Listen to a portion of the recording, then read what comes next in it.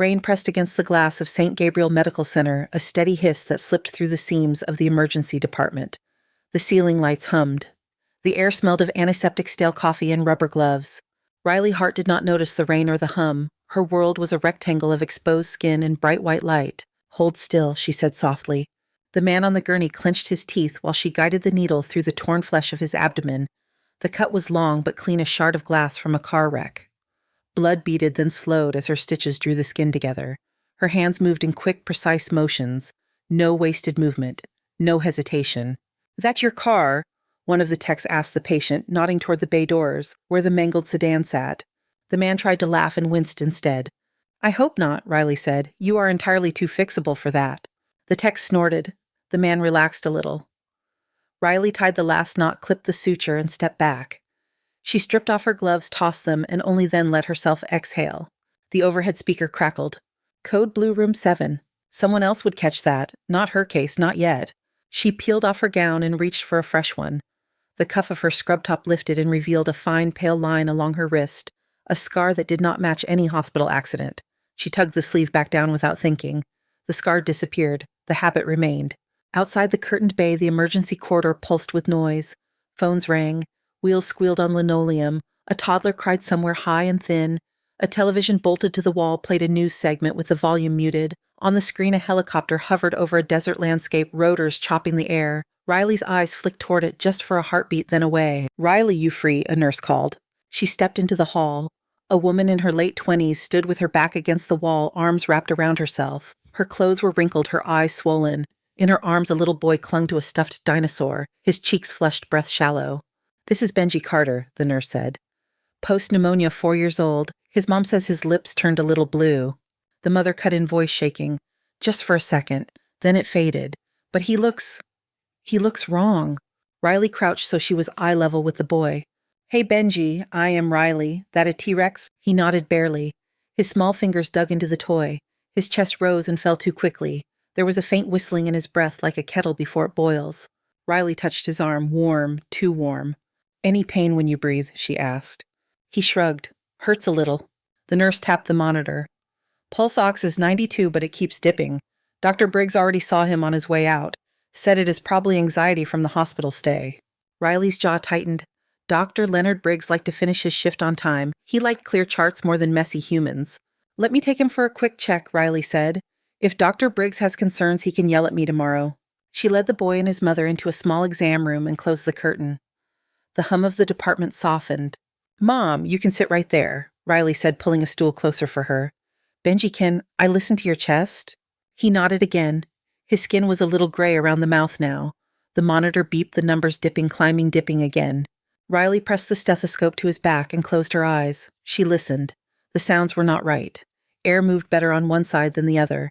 There was a faint shift, a distant hollow note under the breath like wind in a cracked bottle. "Deep breath for me," she murmured. He tried. The right side lagged. She checked his trachea, her fingers sliding along the small curve of his throat. Slight deviation.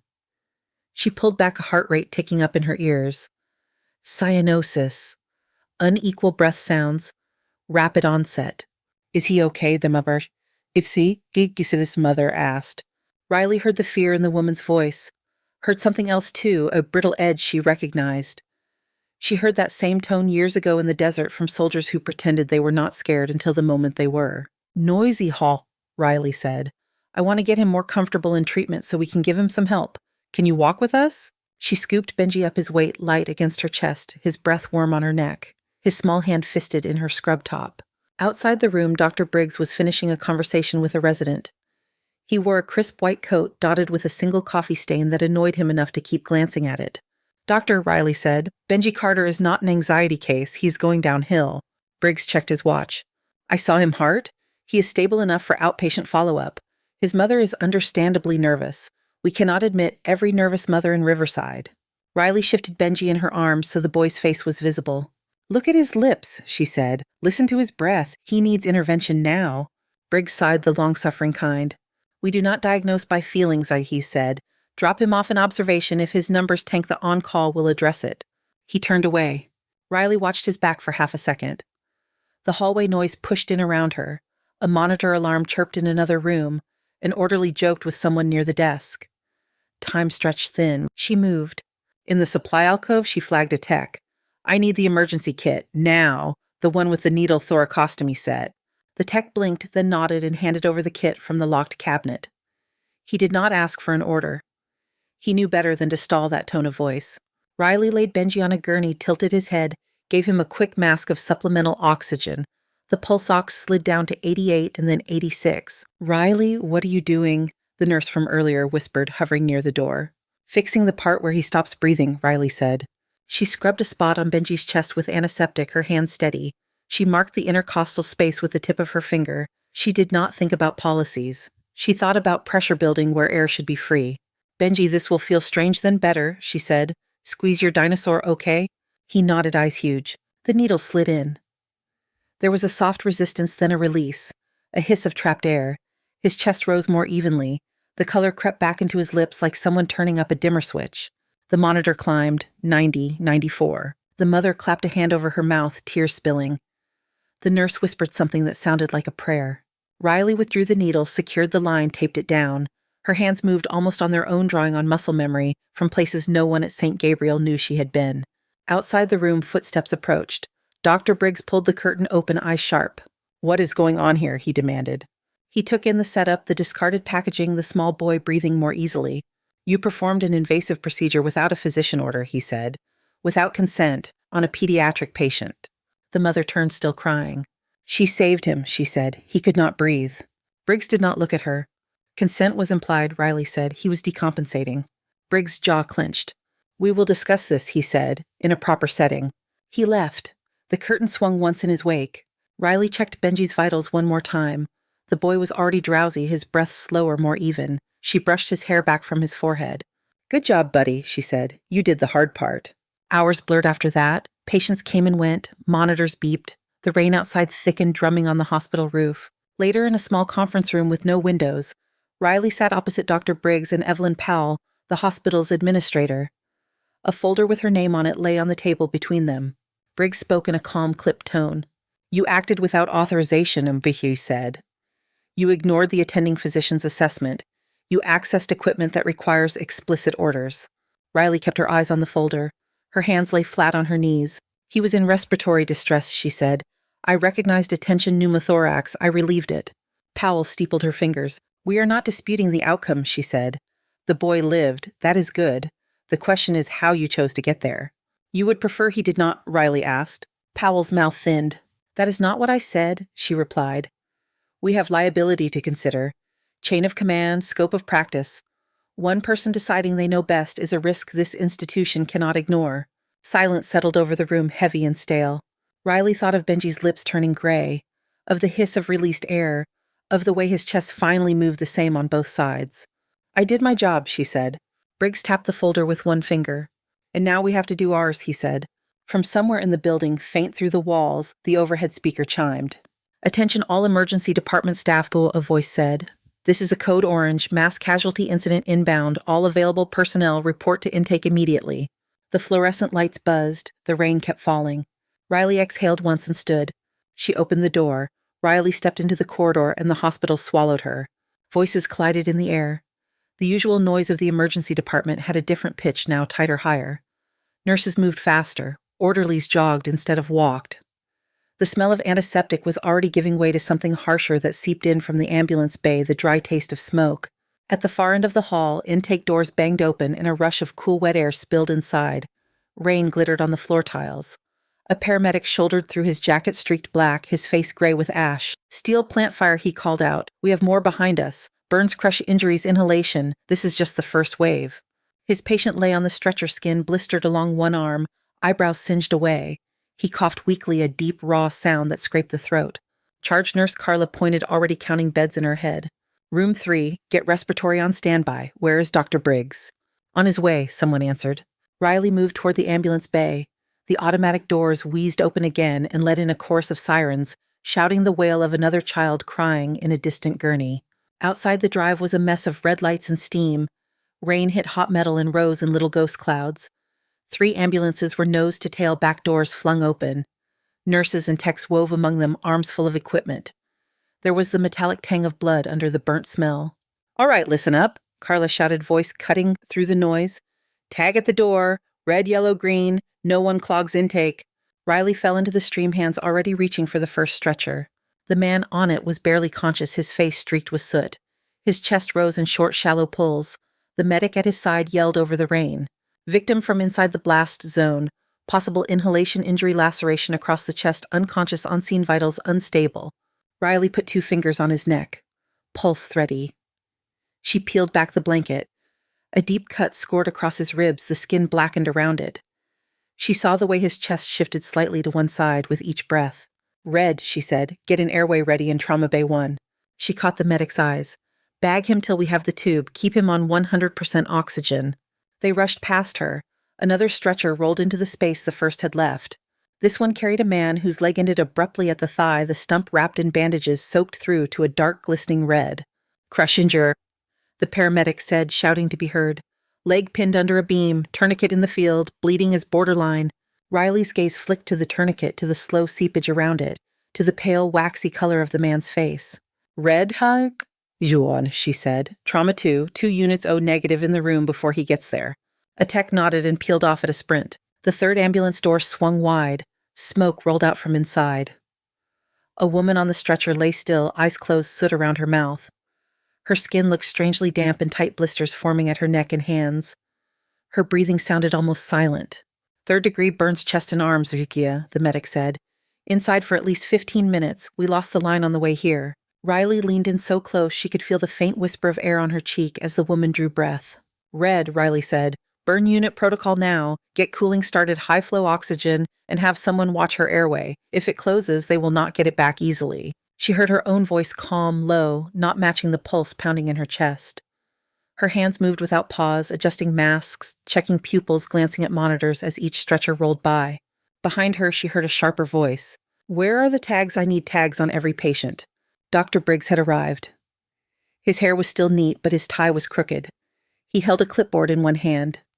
Rain speckled the shoulders of his white coat as he stepped just far enough outside to bark orders. We cannot have people floating through without documentation, he said. I want full name, age, injury, category, time of arrival on every single one. Leonard, we do not have full names, Carla answered. They came in pulled from a pile of bodies. Then use descriptors, Shad, Briggs snapped. Male approximately 40, burned to upper torso, whatever you need. We have to track liability. Riley heard him and tuned him out. A man staggered from the back of a fire truck, not on a stretcher at all. His face was streaked black, his shirt smelled of gasoline. He coughed, folded at the waist, grabbed the side of the ambulance to stay upright. She reached him in 3 strides. Sit, she said, guiding him onto a portable chair. Tell me your name. Jared, he wheezed. I was at the north end. The alarm did not work. We thought it was just a small thing, then the whole line blew. His words broke apart into another fit of coughing, no air moving for an awful span of seconds. Riley grabbed a mask, slapped it over his face, eased his head forward so he could pull air more easily. Slow, she said. In and out. Count with me. Behind her, stretcher wheels squeaked. Rain pattered. Somewhere a radio crackled with instructions. The department was a live thing now, all its veins dilated, trying to hold the sudden flood. They filled every trauma bay. They lined gurneys and hallways, pushed machines into corners. Riley moved from room to room, triaging, stabilizing, calling for supplies without raising her voice. Other staff began to fall into her rhythm, handing her what she needed before she asked. She did not think about the conference room or the file with her name on it. She thought instead about breath sounds cap, refill time, pupillary response. At one point, she found herself back at the nurse's station. Her scrubs were streaked with soot. There were faint red smudges along her sleeve where someone had grabbed her. Her hair had come loose from its tie. She pressed her palms flat on the counter for half a second, feeling the slight tremor in her arms. Briggs stood nearby, flipping through the growing stack of triage sheets. Where are the initial assessments for the last 3 reds? He demanded. Who authorized bypassing standard intake? Carla glanced toward Riley. Hart handled them, she said. She was the closest, and they were crashing. Briggs' gaze snapped to Riley. You did not log them, he said. He said. We did not have time, she replied. They needed immediate airway fluid resuscitation bleeding control. We can chart after. After is not good enough, he said. We have procedures for a reason. He jabbed a finger at the pile of forms in front of him. Every missing step in the stack can come back on us, on me, on this hospital. Riley held his stare for a moment. Better on us than on their death certificates, she said. Color flared in his cheek. "This is not about your opinion," he said quietly. "This is about structure." They were interrupted as another stretcher crashed through the doors, a man screaming as burned skin brushed against fabric. Riley turned away and went back to work. By mid-afternoon, the worst of it had passed. The sirens faded. The halls were still crowded, but the air was less frantic. Respiratory therapists moved between rooms adjusting ventilators. A janitor quietly mopped up a trail of dried blood that arced across the floor like someone had dragged a paintbrush. Riley washed her hands at a sink, scrubbing under her nails until the water ran clear. When she looked up, her reflection in the metal paper towel dispenser startled her. Soot smeared along her cheekbone. A faint streak of someone else's blood stained her jaw. A voice spoke behind her. "Ms. Hart, administration would like to see you." It was one of the unit clerks. Her expression was careful, as if she were delivering bad news to a patient's family. Riley dried her hands, the paper towel rasping against skin that felt suddenly too thin. The conference room was the same as before. Same fluorescent buzz, same neutral walls. The folder on the table was thicker now. Powell sat at the head of the table, glasses perched on her nose. Briggs sat to her right, a fresh stack of papers in front of him. A man from risk management occupied the third chair suit, perfectly pressed. "Have a seat, Ms. Hart," Powell said. Riley sat. Her legs felt oddly heavy. Briggs cleared his throat. "We have reviewed the events of this morning and the incident last week involving the pediatric patient," he began. "There is a pattern of behavior that concerns us." "A pattern of you being alive because someone moved," Riley thought, but she did not say it. Aloud, she said, "I acted to stabilize patients in critical condition. That is my scope." Risk management slid a document across the table. "Our issue is not the outcome, he said. Our issue is that you repeatedly disregarded protocols, bypassed the chain of command, and exposed this institution to significant liability." Powell's voice softened, but her words did not. "We recognize your skills, Faisam," she said. "No one is questioning your clinical ability, but you have shown that you cannot or will not operate within the structures we have in place." Riley looked down at the paper. The words blurred for a moment, then sharpened. "Termination of employment. Effective immediately." Her fingertips rested on the edge of the page. Her hands were clean now. No soot, no blood. They looked smaller without tasks to fill them. "If I had stopped to fill out your forms," she said quietly, "some of them would be dead." Powell did not flinch. "And if one family sues because a step was skipped," she replied, "we lose the capacity to help thousands more." Silence again, the kind that hummed in the walls and in the bones. "We are not a field hospital, Ms. Hart," Briggs said. "We are St. Gabriel Medical Center. We protect the system first." The words landed with a dull finality. Powell pushed a pen toward her. "You can sign now," she said, "or take it home and return it tomorrow. The result will be the same." Riley picked up the pen. It felt heavier than any scalpel she had ever held. She signed where the line told her to sign. Her name looked strange, like someone else's handwriting. When it was done, she stood. "Is that all?" she asked. "For today," Powell said. Riley left the room without another word. She walked through the emergency department one last time, past beds, filled with the same people whose charts her name would never appear on. Some of them slept under pale blankets of fur lines looped over their arms. Some stared at the ceiling. A few watched her pass with dazed, unfocused eyes. At the back of the department, a metal door led to the employee exit. A small red sign above it glowed. She pressed the bar. The door swung open. Cool air hit her face. The sound of rain wrapped around her. She stepped outside. The first cold drops hit her bare forearms before the door closed behind her. Rain poured off the hospital awning in sheets, hammering the pavement and turning the parking lot into a quilt of shallow mirrors. The St. Gabriel sign glowed red against the low, dirty clouds. Cars passed on the street beyond headlights smeared by water. Riley stood for a moment just outside the door, the metal cool against her back. The badge that had let her through this entrance every day dangled on her chest for a last second. She unclipped it and dropped it into the pocket of her scrubs. The plastic clicked softly against something solid. Her fingers closed around it. She pulled the small metal rectangle out and curled her hand around it, shielding it from the rain. The old ID tag was scratched, the letters worn from years of rubbing against fabric and armor. Hart Riley. SS 68 W. There was a smudge of dirt she had never quite managed to clean out of one corner. For a heartbeat, the sound of the rain melted into another sound entirely, a heavy churning overhead, men shouting over engines, someone yelling her rank through dust. Her throat tightened. She closed her hand until the edges of the tag dug into her palm and the memory receded. The roar became simple rain again. She slipped the tag into the inner pocket of her jacket, the one she rarely used. Then she shrugged into the jacket, shouldered her worn canvas bag, and walked along the side of the building toward the employee lot. The pavement was slick. Water splashed against her sneakers, soaking through almost at once. She could feel the chill creeping up from the ground and down from the sky at the same time. Her hands, so sure a few hours before, felt aimless now. With no chart to hold or tube to place, they simply gripped the strap of her bag too tightly. She turned the corner of the building and moved toward the bus stop at the edge of the property. The shelter there was a small glass box, its roof rattling under the assault of the rain. A city map peeled at one corner on the wall. No one else waited. Rush hour was still a little way off. Riley stepped under the canopy and exhaled. Within the thin walls, the storm was a little quieter, a muted hiss instead of a roar. Her bag slipped down her shoulder. She let it rest at her feet. For the first time since she signed the paper, the thought formed clearly. She was not going back inside. Through the glass, she could see a sliver of the emergency department. Shapes moved behind the rain-streaked windows, nurses and doctors in blue and white passing through bright corridors. One of the paramedics pushed an empty stretcher toward the bay. Life in the department continued full of alarms and coded announcements, and now it would continue without her name on any of the charts. Her phone buzzed in her pocket. She did not check it. She knew it was not from anyone who mattered. Overhead, a low rumble cut through the constant hush of rain. At first, she thought it was thunder, a far-off growl rolling across the sky. The sound grew louder, though steady and mechanical, not the broken boom of a storm. Her shoulders stiffened. The noise dug into her chest in a way the thunder never did, a repetitive thump that lived somewhere in her spine. Her fingers brushed the outline of the ID tag through her jacket without meaning to. A helicopter, she thought. Life flight, maybe. Sometimes they came in during weather like this, banking low over the city to find the pad on the hospital roof. The sound swelled until the shelter itself seemed to vibrate. The glass shuddered in its frame. A gust of wind pushed sheets of rain sideways and drove a fine mist under the canopy. Riley stepped to the edge of the shelter and peered out. The helicopter was not heading for the roof. It swept in low over the main parking lot, its dark body streaked with water. The rotors churned the rain into a frantic white halo. The red tips of the blades blurred into a circle.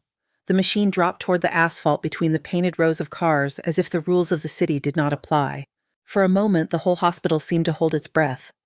Staff and visitors pressed to windows. A few people who had been walking across the lot ducked and ran, clutching at their coats. The Black Hawk settled hard in the middle of the staff parking area, its landing skids splashing through pooled water. The blast of wind knocked trash cans over and flattened the long grass near the curb. The air filled with the smell of jet fuel and wet concrete. Riley watched from the side, heart beating too fast. The sight hit her in layers. First, the physical shock of a military helicopter where sedans should be. Then, the older recognition, something that lived in the muscles of her neck and shoulders. She had ridden in machines like this. She knew the way the cabin would feel, the way the floor vibrated. Her knees remembered that slight unsteadiness, the way you learn to plant your feet wider. The side door of the helicopter slid open. A figure in soaked camouflage jumped down, ducking under the still spinning blades. The figure ran toward the main entrance, fighting the rotor wash. Inside, at the front of the hospital, people were already pointing. On the third floor in his office overlooking the lot, Dr. Briggs stood at the window, one hand resting on the glass. His tie was straight now. The coffee stain on his shirt had dried to a faint outline. His eyes were wide. Powell stood a step behind him, phone pressed to her ear, the person on the other end forgotten. "What are they doing?" she said to no one in particular. In the lobby, families and patients clustered near the windows. A volunteer dropped a stack of pamphlets on patient rights as gusts of wind rattled the glass. The soldier reached the front doors. The security guard, who had been watching with an expression that moved from awe to concern, met her with his hands half raised. "You cannot land that thing out there," he shouted over the noise leaking in. "There are rules. You cannot just—" "I am looking for Riley Hart," the woman in uniform shouted back. Her hair whipped around her face, dark and soaked. Her name tape read Torres. A subdued American flag patch clung to her shoulder. "Trauma nurse, where is she?" The guard blinked, processing the question. "She was just fired," he said. "She went out the back not 10 minutes ago." Torres did not waste a second to be surprised. "Keep the bird hot," she said into the radio at her shoulder. "I am going to get her." She spun on her heel and ran along the side of the building, boots splashing through puddles. At the bus stop, Riley had backed up a half step as the helicopter came in the wind, flattening her jacket against her body. Now she stood again at the edge of the shelter, watching the scene unfold with a strange, detached clarity. She saw the soldier break into view at the corner of the building, heading straight toward her. For a fleeting moment, she thought they would pass each other, that the woman would run right by looking for someone deeper inside the hospital. Then Torres's gaze locked on her face. She adjusted her path as if she had known all along where Riley would be. "Staff Sergeant Hart," she called, slowing only enough to be heard over the rain. Riley's grip tightened on the strap of her bag. "I'm not Staff Sergeant anything," she said. "Not anymore." Torres stopped in front of her chest, heaving water dripping off the brim of her cap. "Riley Hart?" she said, leaving no space for argument. "Former combat medic Shadow Team Omega-3. You match the file and the photo. I have been looking for you." Riley swallowed. The sound of the rotors filled the emptiness between them. "You are a few years late," she said. Torres shook her head. "Jackal 1 is pinned down," she said.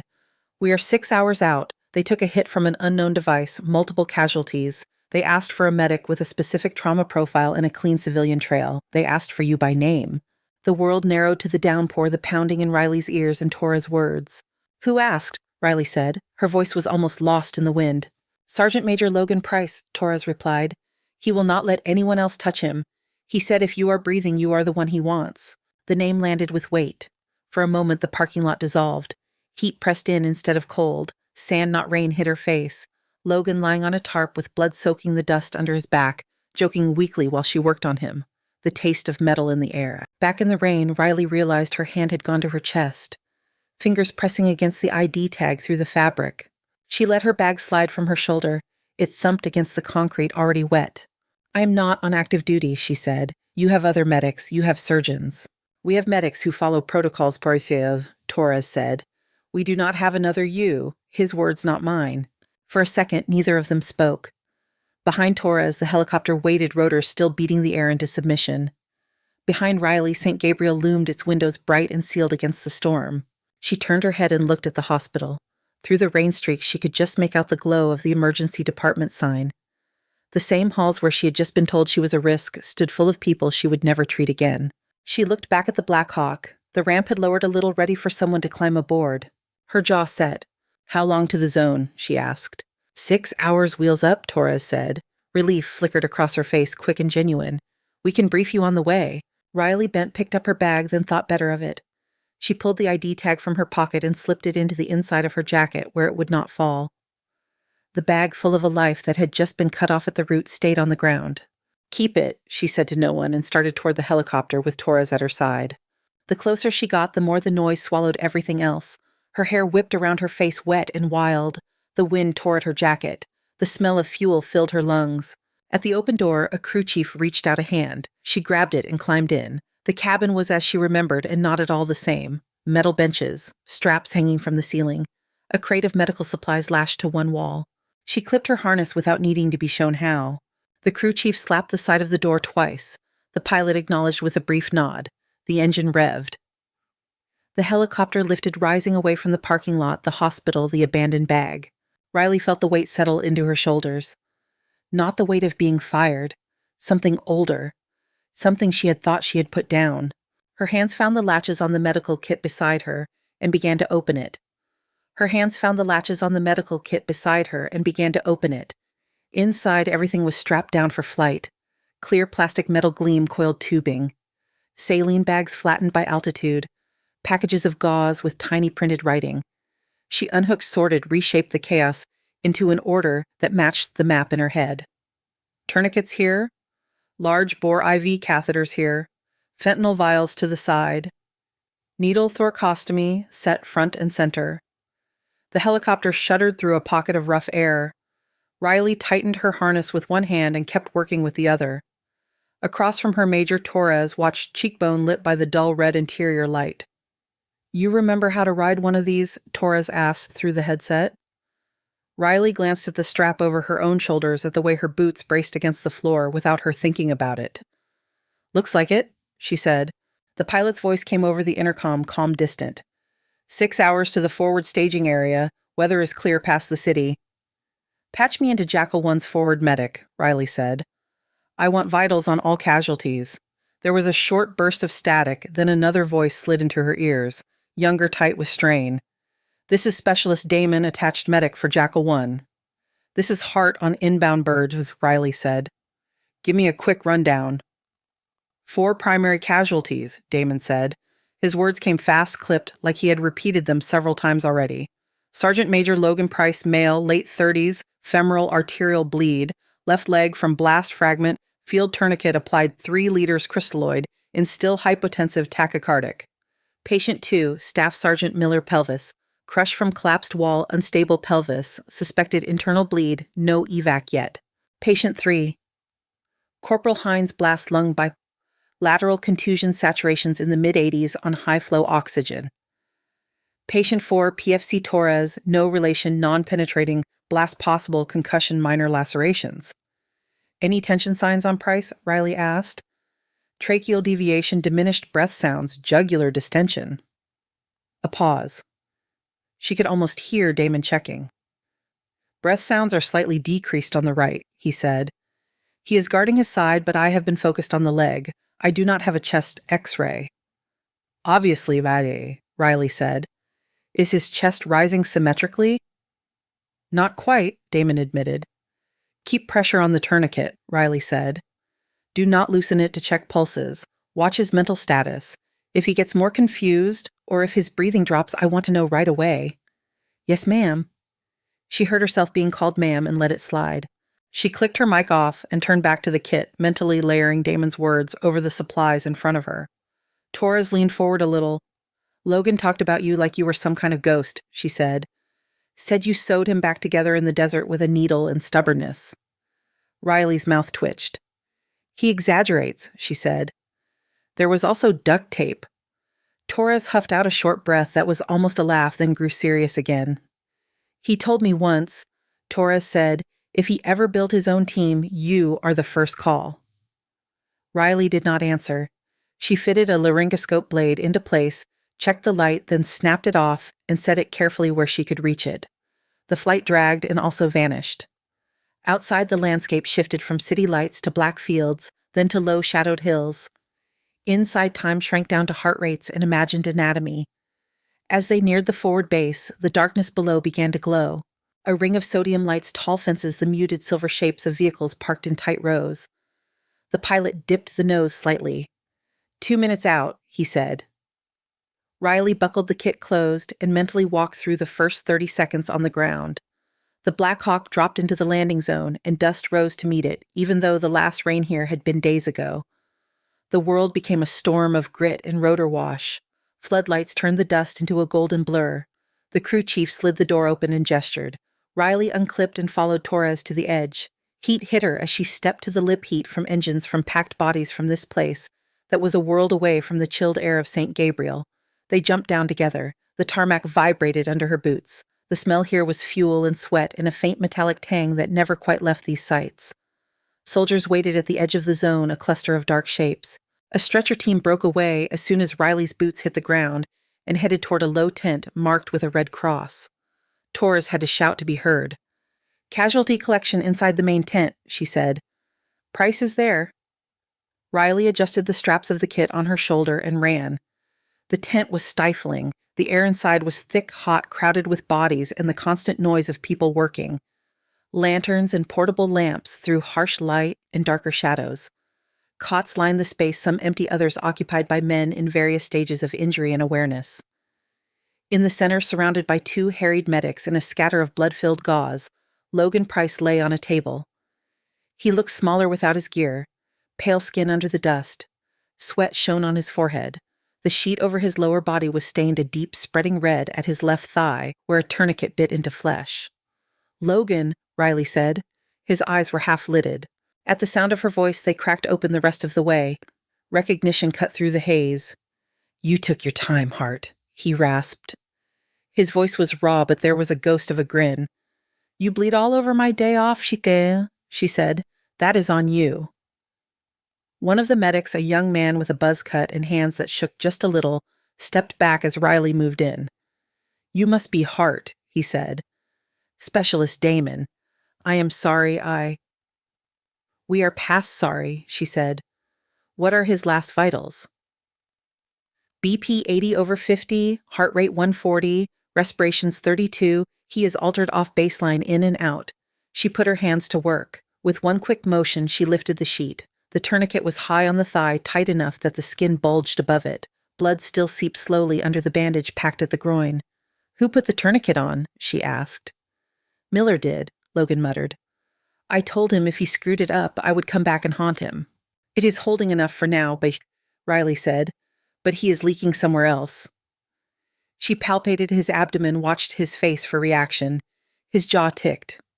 Pain there, she asked. Define pain, he said. Smart mouth, mid, she replied. That is a good sign. She checked his chest, next, fingers tracing the line of his ribs, ears tuned to each breath. The right side moved less than the left. There was a faint crepitus under her palm. Get me an 18 gauge in the right arm, she told Damon. Hang blood, not fluids. 2 units pressure bag. Carla, you on airway, he yelled. The other medic nodded, hands already checking Logan's jaw, the position of his head. Riley grabbed a pen and made a quick mark on Logan's chest, counting ribs by touch. Feels like a broken rib, Logan said. Souvenir. If it shifts wrong, your lung collapses, she said. Try not to think of it as a souvenir. Soldiers were gathering around the edges of the space, drawn by the gravity of their sergeant major's stretcher. Their faces hovered just outside the pool of light, eyes dark tense. Riley worked more quickly. She reassessed the tourniquet, tightened it a half turn, watched the seep slow. She checked Logan's pupils. They responded but sluggishly. Logan, she said, leaning close. Stay with me. You do not die in a tent. We talked about this. We did, see? He asked. You promised, she said. The flap at the entrance of the tent snapped open. A man in a tan uniform stepped in, ducking the canvas. His rank tabs glinted. Lieutenant Colonel Everett carried himself like someone used to rooms quieting when he entered them. They did not this time. The room was too busy, the noise too layered. He frowned at the apparent lack of reaction, then his gaze landed on Riley. He saw a woman in blood-streaked scrubs, no visible rank, giving orders as if she belonged at the center of his operation. Who are you, Shah? He demanded. Riley did not look up from Logan's chest. Busy, she said. I am the senior medical officer on this base, he said. You will address me when I ask a question. Damon shot Riley a quick, nervous glance. The other medic took half a step back. Everett moved closer. I asked who you are, he said, and why you are performing procedures without my authorization. Riley finished palpating Logan's ribcage, then finally looked at Everett.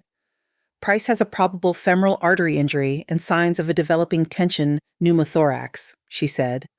He is hypotensive and hypoxic. If I wait for your authorization, he dies. Everett bristled. You are a civilian nurse, he said. You do not have clearance to perform advanced interventions in this theater. Logan turned his head slightly. It cost him, but he did it. The hell she does not, oh, he said. His voice came out thin, but there was iron behind it. She is the reason I am here at all. Sergeant Major Price, you are in no position to... Sir, Logan said. It was barely more than a whisper, but it cut through Everett's sentence. With respect, shut up and let her work. Someone near the back coughed to cover a laugh. The sound died quickly, but it broke the tension.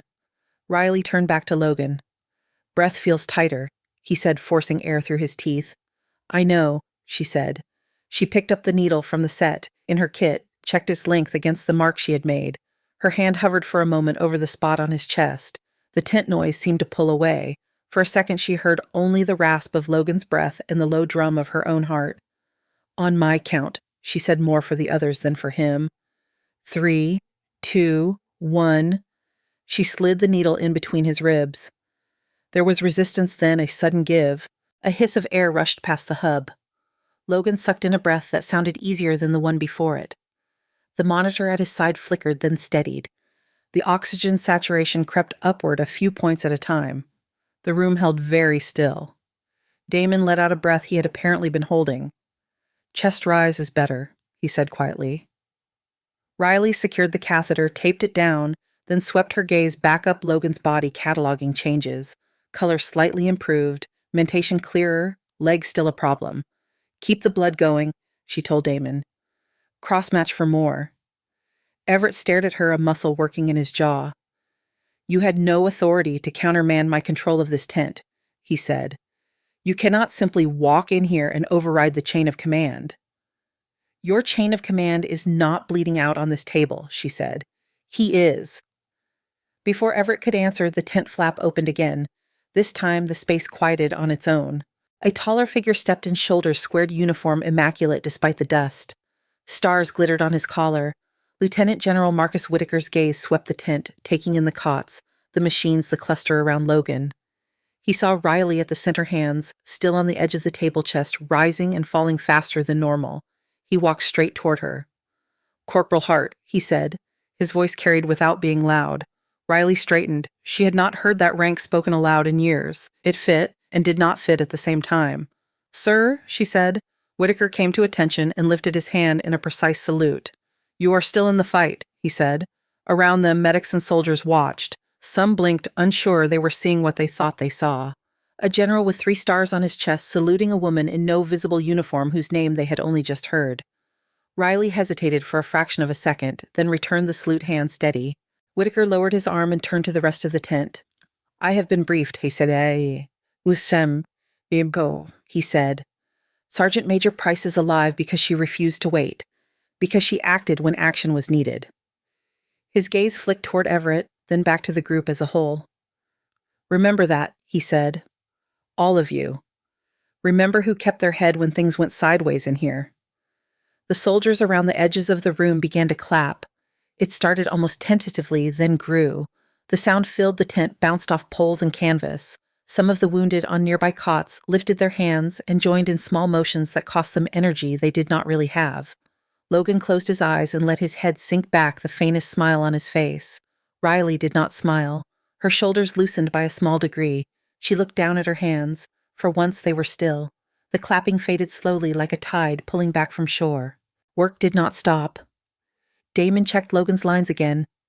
Someone adjusted an oxygen mask on the next cot. The tense heat pressed in, filled with the smell of sweat and antiseptic and canvas. Later, when Logan was stable enough to move, they loaded him and the other serious casualties onto a waiting transport. Engines roared. The night swallowed the vehicles as they rolled toward a bigger facility farther from the line. Riley stepped out of the tent and into cooler air. The sky above the base was black, pricked with stars. The landing zone lights had been dimmed. The Black Hawk that brought her in sat quiet, now a dark shape against the tarmac.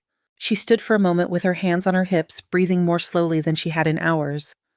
Dust clung to her hair. Her scrubs were stiff with dried blood that was not hers. Torres walked up beside her. "He is on his way," Torres said. "You bought him that." "He bought it himself when he decided not to duck," Riley answered. They stood in silence a few seconds, watching a truck move along the far fence line. "General Whitaker wants to speak with you before you head back," Torres said. Riley nodded. The gathering happened in a long, low building near the center of the base. The room was not grand. Concrete floor-folding chairs, a few maps pinned to boards. A handful of officers stood at the edges. A line of soldiers filled the chairs, some still in dusty gear, some in t-shirts and fatigue pants, hair wet from quick showers. Riley stood off to the side, feeling oddly out of place in her stained hospital shoes. Whitaker stepped to the front. The murmur in the room died without anyone having to ask for quiet. "You all know why you're here," he said. "You saw it, or you heard it. Your sergeant major is not in a body bag tonight." He tipped his head toward Riley. "Because someone refused to let a checklist make up their mind for them." The soldiers' eyes tracked to her. Some faces she recognized from the tent, others she did not. She saw respect fatigue, a kind of hungry curiosity. Whitaker continued. "We train for structure," he said. "We rely on it. Without it, you get chaos. We also train for decisions. Split-second ones. The wrong decision will kill you. So will no decision." He let that sit in the air, then nodded once. "Captain Torres tells me Hart is headed back to whatever civilian life we dragged her out of," he said. "I will say this before she goes. She is exactly the kind of medic I want in my theater. She's not comfortable. She is not easy. She is necessary." Whitaker did not look at Riley when he said it. He looked at the men and women in front of him, making sure they were the ones who heard it. Afterward, he caught Riley by the door. "You did not have to answer that call," he said. "Someone gave Torres my name," she replied. "I thought that was the call." His mouth curved slightly. "Fair enough," he said. "If you ever decide you are done pretending to be a civilian, you let us know." She did not answer. He did not press. 2 days later, a dark sedan with government plates pulled up along a quiet street in Riverside Rain, washed clean since the day she left.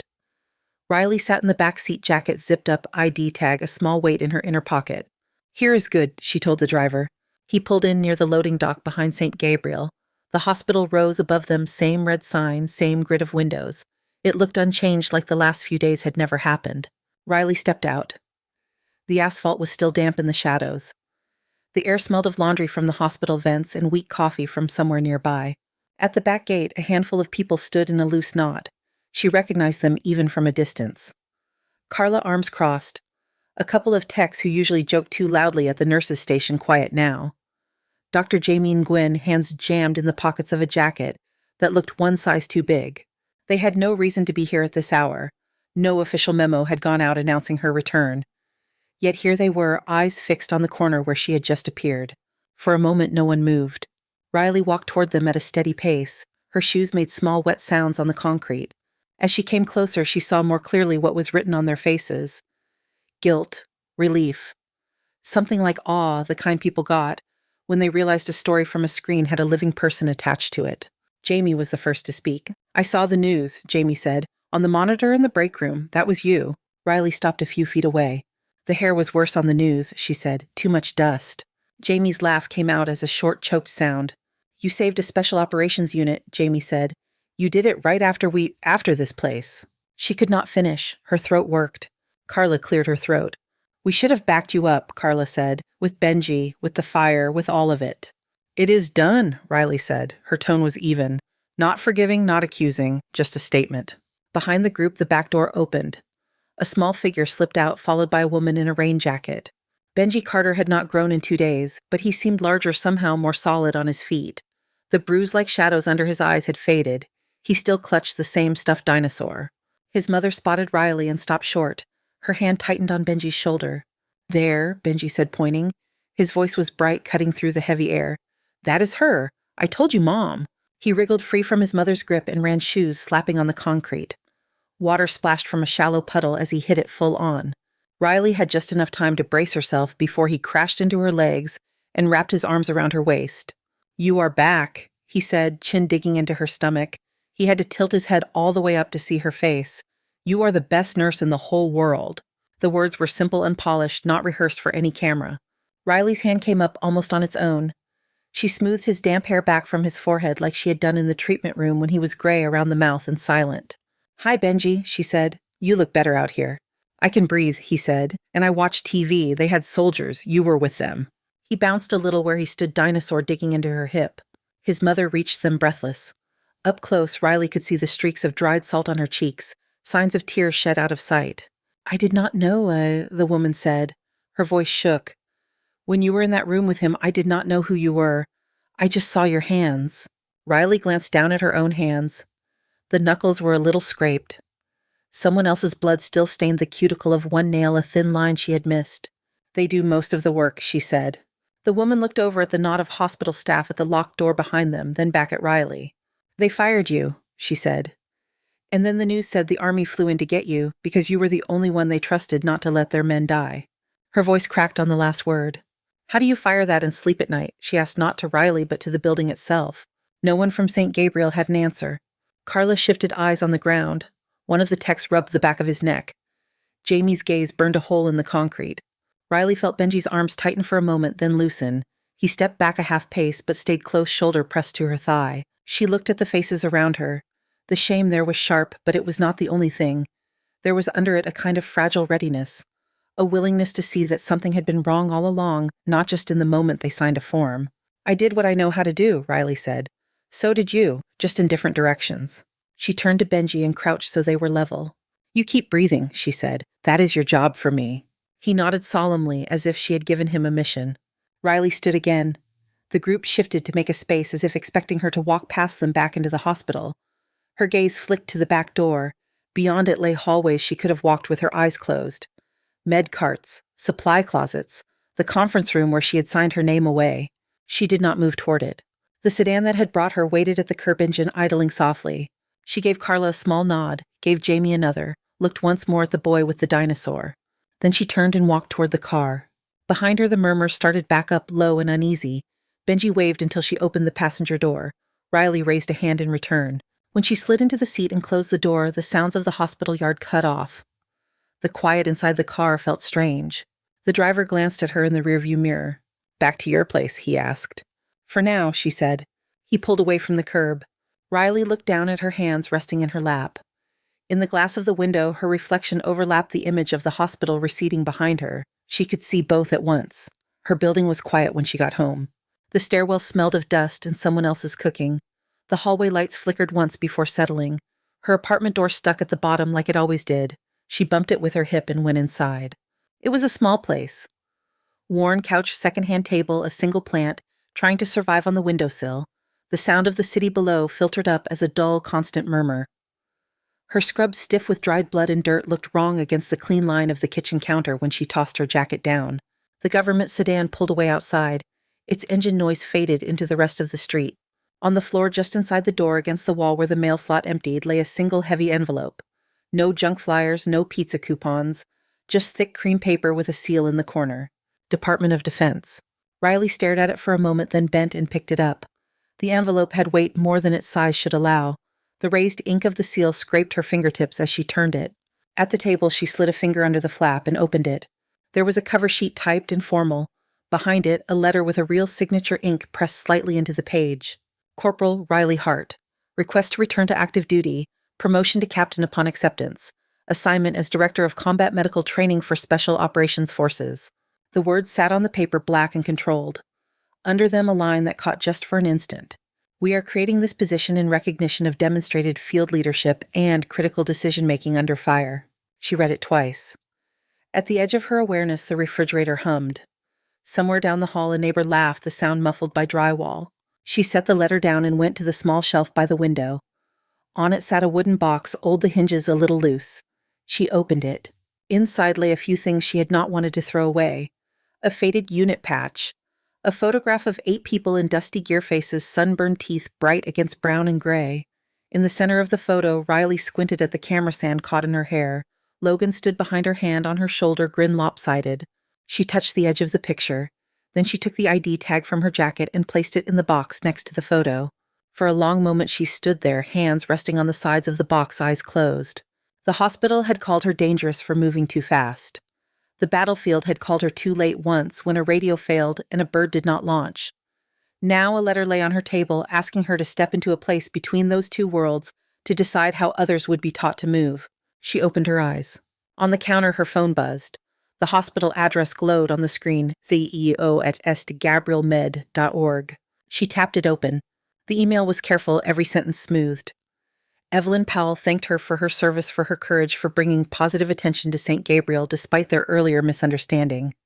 The board of directors extended an apology for how her employment had ended.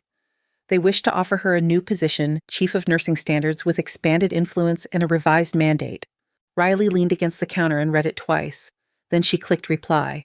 Her fingers hovered over the keyboard for a second, then they moved. Thank you for your apology. I do not need a title to do my job. I need a place that allows it. She looked at the words, added nothing more, and hit send. The next scene in her memory was the wind at the base, but there were days of paperwork and signatures between. Uniform refitting. A briefing that tasted like every other briefing she had ever sat through, except this time her name was followed by Captain. The day of the first training cycle dawned clear. The base was different from the forward outpost, larger, more permanent. Barracks lined up in neat rows. A chow hall that smelled of coffee strong enough to wake the dead. A wide parade ground sat at the center like a concrete lake. A company of recruits stood in formation there, boots-planted faces turned toward the makeshift stage where a microphone waited. Their uniforms were still stiff. Their packs neatly stacked by the bleachers looked barely broken in. Off to the side, helicopters sat on a pad, their rotors at rest. For once the blades were silent. General Whitaker stood at the microphone first. His voice carried across the space with no effort. He spoke about the recent incident, about the fire in the steel plant, about a nurse in a city hospital and a medic in a tent. He did not say everything. He did not need to. Then he stepped back and nodded to her. Riley walked up the steps to the small stage. The new uniform felt strange across her shoulders, the rank at her collar both heavier and lighter than she had expected. The ID tag lay flat against her chest under the fabric, cool against her skin. She took the microphone. Up close, the recruits were a row of sharp edges, jaw lines, eyebrows, nerves. Some tried not to show it. Some did not bother. My name is Captain Riley Hart, Joishvad. I am your new Director of Combat Medical Training. The word director felt foreign in her mouth. She let it sit there and did not apologize for it. You will learn a lot of lists here, she said. Steps, protocols, acronyms. You will need them, learn them, drill them. They will be your baseline when you are tired and scared. She paused, letting them breathe with her. But there will be moments when no one is telling you what to do next. No officer, no checklist. You will have someone on the ground in front of you who is bleeding or who cannot breathe or whose eyes are starting to go somewhere else. Her gaze swept the formation. In those moments, your hands are your tools. Your mind is your command center. You decide, you move, you live with it. A bird called from the fence. The sound fell flat against the concrete and faded. I am not here to make you comfortable, she said. I am here to make sure that when those seconds come, you are faster than your fear. She stepped back from the microphone. Whitaker gave a small nod of approval, but the important thing was the look on the recruits' faces. A few of them straightened a fraction. One in the front swallowed hard as if the words had gone down like something real and heavy. Later, on the training field by the helipad, the sound of rotors returned. This time it belonged to a practice bird running idle. The wind it kicked up was familiar but not crushing. The smell of fuel mixed with fresh-cut grass. A medic instructor stood by with a stopwatch. A row of young soldiers gripped a stretcher knuckles white. Again, Riley said, from the door to the bird, smooth, no drop lines, no banging heads. They lifted as one jogged forward, placed the stretcher pulled back. Not perfect, clumsy in the turns. She stepped in, rearranged two of their grips, shifted one recruit's hand a few inches up the rail. Feel that, she said. Less strain, more control. Do it until it is muscle memory.